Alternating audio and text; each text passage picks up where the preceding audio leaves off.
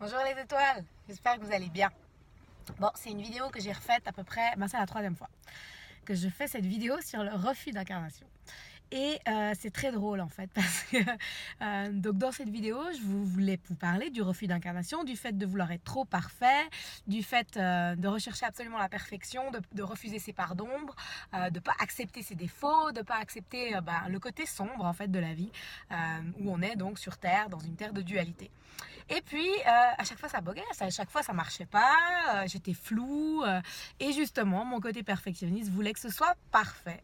Et là, je me suis dit, on va faire la vidéo à la fraîche, pas parfaite, justement dans la voiture, avec le Natel, donc avec une vision plus floue. Enfin voilà, on sort de la perfection. Et je crois que je comprends en le disant que c'est ce que mes guides ils voulaient me dire. C'est tu donnes une info, tu essaies de transmettre quelque chose, et ben, et ben apprends toi-même justement à sortir de ça. Donc le refus d'incarnation, c'est quoi? Refus d'incarnation, c'est accepter déjà la Terre telle qu'elle est, l'expérience qu'on vit sur Terre telle qu'elle est. Et accepter la Terre, ça veut dire quoi? Accepter qu'on est sur une Terre de dualité, qu'on est tous faits d'ombre et de lumière, que tout ici est fait d'ombre et de lumière.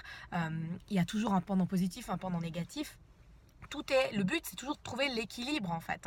Donc notre incarnation sur Terre, c'est expérimenter la dualité et trouver l'unité dans la dualité. C'est-à-dire entre le positif et le négatif, entre les côtés de joie où je suis à fond et je suis heureuse et je suis bien, et les côtés sombres où je suis pas bien et je suis triste, trouver l'équilibre, trouver qu'est-ce que je suis finalement.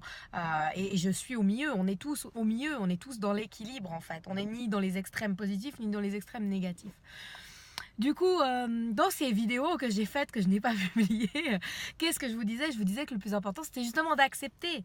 D'accepter qu'on est tous des êtres d'ombre et de lumière, qu'on est sur la Terre qui est une terre de dualité, et de sortir du côté perfectionniste où on cherche absolument la lumière, où on refuse et on rejette nos parts d'ombre, on refuse et on rejette nos défauts, on refuse et on rejette ce qui n'est pas parfait, ce qui n'est pas assez lumineux, ce qui n'est pas assez, etc. Et qu'en fait, ces parties de nous qui sont un peu, entre guillemets, sombres, elles font partie de nous et on n'a pas à les rejeter, en fait. Et plus vite on va les accepter, plus vite on va les intégrer, les transcender, plus vite on va évoluer. Et du coup, ce que je donnais comme conseil, c'était de parler à ces parties de soi. Déjà, une fois qu'on les a acceptées, qu'on a accepté qu'on n'est pas des robots, mais qu'on est des êtres humains avec des parts de lumière et d'ombre, de laisser de la place à ces parties. Et quand j'ai beaucoup de colère ou quand j'ai une tristesse qui est là, qu'est-ce que ça essaie de me dire? Quel est le message? Qu'est-ce que mon corps il essaie de me dire? Qu'est-ce que toutes ces parties de moi elles essaient de me dire? Parce qu'en fait, on est des êtres multidimensionnels, on n'est pas que un, il n'y a pas que Aude qui est là physiquement en train de parler, mais bien sûr, il y a toutes les parties de moi de cette vie et des vies antérieures. Donc ça veut dire la petite Aude dans l'enfance qui a vécu certaines choses, la Aude d'il y a 10 ans, la Aude d'il y a 5 ans, enfin bref, on a tellement de dimensions quoi. Et puis sans compter toutes les vies antérieures où on a été des sorcières, etc. Tout ce qu'on a pu vivre dans d'autres vies. Donc en fait, toutes ces parties-là, elles ont besoin d'être écoutées, entendues.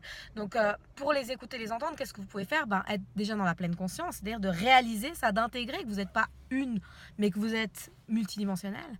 Et puis, lorsque ça va être des moments de méditation, de calme, de pleine conscience, de laisser ces parties-là s'exprimer, de leur laisser la porte ouverte. Quand vous avez une émotion de tristesse, de peur, de colère, ok, quelle est de demander donc vous vous mettez en relaxation, comme ça, en méditation, comme ça votre mental se ferme un peu sa gueule, si on peut dire. Ouh là là, je suis vulgaire. Je suis authentique, n'est-ce pas? Voilà. Donc quand vous êtes en moment de méditation, etc., vous demandez à cette partie qui est par exemple en colère, est-ce qu'elle a quelque chose à dire? Déjà, est-ce qu'elle est d'accord de vous parler? Et est-ce qu'elle a quelque chose à vous dire? Et puis vous la laissez parler, vous laissez sortir ce que cette partie a à vous dire. Si vous n'arrivez pas à le faire tout seul, au début vous pouvez le faire avec une thérapeute. Moi c'est ce que je fais des fois dans des soins. On parle de ça avec mes patients. Vous pouvez le faire avec des gens qui font de l'hypnose, de l'EFT. Enfin voilà, il y a plein de manières. Écoutez votre cœur pour vous guider vers la bonne personne. Mais vous pouvez tout à fait le faire vous-même. Donc, si vous avez l'habitude de faire de la méditation, de la pleine conscience, c'est quelque chose que vous pouvez vraiment faire vous-même, c'est de laisser de la place à ces parties de vous. Et puis ensuite, l'idée, c'est d'accepter l'incarnation, d'accepter pourquoi vous êtes incarné et tous les plaisirs de l'incarnation, tout ce qu'il y a de cool dans l'incarnation. Parce que l'incarnation, ok, c'est un plan physique, en fait, c'est la lumière, on est des êtres de lumière, la lumière a ralenti et assez fort pour finir par devenir un corps de matière. Mais du coup, il y a des personnes qui disent que voilà, l'incarnation, c'est la terre de souffrance, c'est le plan de souffrance, etc. Moi, j'aime pas trop parler comme ça parce que c'est un peu s'entretenir une croyance qu'on on est obligé de souffrir pour évoluer. Et je pense pas qu'on soit obligé de souffrir pour évoluer.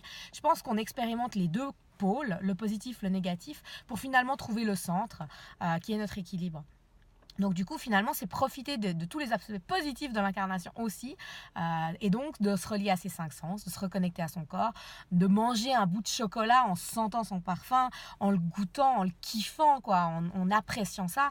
Moi, je parle souvent à ces parties. Il y avait une partie de moi en particulier qui avait de la peine à accepter l'incarnation, eh ben, je lui parle. Quand je coupe mes tomates, je lui dis, ben, regarde, cette belle tomate, elle est belle, ça c'est aussi l'incarnation. Ce parfum cuisiné, ça fait partie de l'incarnation. Donc d'ouvrir en fait la porte sur tout ce qui est cool dans le fait d'être incarné. Qu'est-ce que ça nous permet de faire? Quand on était sur des plans plus lumineux, plus voilà, où on est dans l'amour inconditionnel, ok, c'est plus léger. Mais le fait d'incarner la matière, d'être dans la matière, bah, y a plein de choses qu'on peut faire et que nos guides, bah, ils peuvent pas faire, ils peuvent pas manger du chocolat, quoi. Donc, faut en profiter aussi de ça. Et puis après, il y a encore un dernier aspect, c'est le fait de trouver du sens. Si on s'est incarné sur Terre ici, ben ça a un sens. On s'est pas incarné pour rien. On s'est incarné pour faire des choses, pour apprendre des choses, pour évoluer, pour voilà. Donc se reconnecter à finalement qu'est-ce que je suis venu faire ici. Plus vous êtes dans le kiff, moi j'appelle ça le baromètre du kiff. Hein, plus vous êtes dans le kiff, plus vous êtes dans la joie, plus vous êtes aligné. Ça veut dire que vous êtes juste quoi. Donc si vous vivez que de la joie, mais continuez comme ça, vous êtes dans la bonne direction. Donc finalement c'est trouver le sens qui est juste pour soi, toutes ces parties sombres, toutes ces parties de nous, ces défauts, ces choses qu'on a rejetées pendant longtemps, qu'est-ce qu'elles essayent de nous dire? Qu'est-ce qu'elles nous apportent? Qu'est-ce qu'elles nous apprennent? Qu'est-ce qu'elles nous disent sur nous-mêmes? Qu'est-ce qu'elles nous disent sur notre évolution? Ces peurs, de quoi elles essayent de nous protéger, etc. Donc, de vraiment prendre une distance, hein, voir la big picture pour pouvoir trouver du sens, comprendre un peu au-delà du petit personnage incarné qu'on est, qu'est-ce qu'on est venu faire ici, qu'est-ce qu'on est venu apporter, quel est le but global, on en a tous un. Donc voilà. Donc du coup, une vidéo spontanée, pas du tout comme mon mental avait prévu. C'est pas grave, c'est très bien dans ma voiture, voilà. Donc tout ça pour vous parler du refus d'incarnation, pour vous dire que finalement, on peut changer ça. Moi, pendant longtemps, j'ai pas vraiment été incarnée, j'étais pas vraiment dans mon corps, j'étais pas vraiment dans la matière, j'avais de la peine à intégrer mon corps. Et puis aujourd'hui, je l'ai vraiment fait. Aujourd'hui, je suis bien dans mon corps, j'aime ma vie, je m'aime, je suis bien avec moi-même. Et du coup, on peut, c'est pour vous dire qu'on peut vraiment, même si on a des parties de nous qui refusent cette incarnation, on peut les soigner, on peut les guérir, on peut les transcender. Et puis finalement, kiffer, être bien dans l'incarnation, être bien avec soi-même, être bien avec son corps, être bien avec toutes les parties de soi.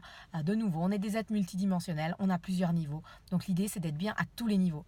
Voilà, j'espère que vous allez bien mes étoiles. Je vous souhaite une belle journée et puis je vous envoie plein de lumière. À bientôt.